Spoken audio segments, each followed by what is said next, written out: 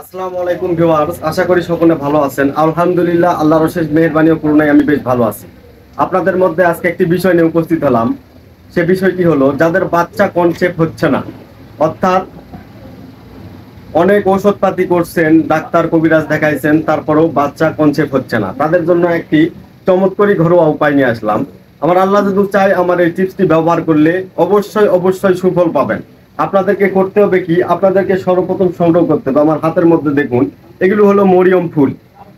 আপনারা সবাই মরিয়ম ফুল সম্পর্কে জানেন এবং কোরআন ও হাদিসে মরিয়ম ফুল সম্পর্কে ভালোভাবে বর্ণনা দেওয়া আছে। আপনাদেরকে করতে হবে কি, এই যে মরিয়ম পাথর, মেয়েদের মিন্স অবস্থায়, অর্থাৎ মিন্স যেদিন শেষ হবে, অর্থাৎ সহজ বাংলা ভাষায় যেটা বলা হয় হায়েজ বা মাসিক, মাসিক যেদিন শেষ হবে তারপর থেকে কন্টিনিউ 7 দিন এই মরিয়ম ফুল পানিতে ভিজায়ে সে পানিটুকু খেতে হবে।